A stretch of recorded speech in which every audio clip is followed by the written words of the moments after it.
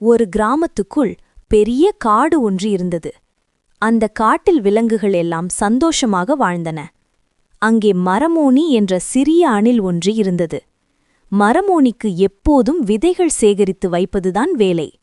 ஆனால் அவன் மனதில் ஒரு ஆசை இருந்தது. நான் ஒரு நாள் பெரிய மந்திர மரம் நட்டு பார்க்க வேணும் என்று. ஒரு நாள் அவன் ஒரு பிரகாசமான தங்கு விதையைக் கண்டான். அது ஒரு பழைய மரத்தின் கீழ் மறைந்திருந்தது. அந்த விதையை எடுத்தவுடன் ஒரு மெதுவான குரல் கேட்டது. இந்த விதை ஒரு சாதாரண விதையல்ல. அதை நன்மைக்காக நட்டால் மந்திரம் நடக்கும் என்று. மரமோனி ஆச்சரியமாக பார்த்து அதை காட்டின் நடுவில் நட்டான். மழை பெய்தது, மின்னல் ஒழிந்தது. மறுநாள் காலை அங்கே ஒரு பெரிய மரம் வளர்ந்திருந்தது. அந்த மரத்தில் பேசும் இலைகள், பாடும் மலர்கள், தங்கப் பழங்கள் என முழு காடும் அதிசயித்தது. ஆனால் ஒரு புலி அவ்வளவு அழகான மரத்தை பார்த்து பொறாமை கொண்டது. அது சொன்னது, இந்த மரம் எனக்கே வேண்டும் என.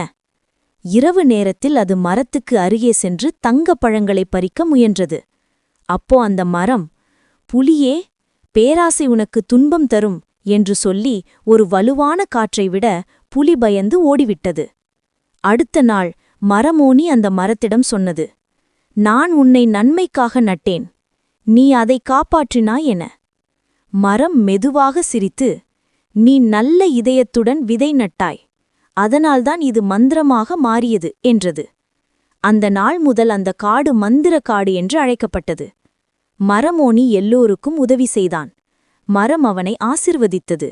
நன்மைக்காக செய்யும் சிறிய செயலும் பெரிய மந்திரமாக மாறும்.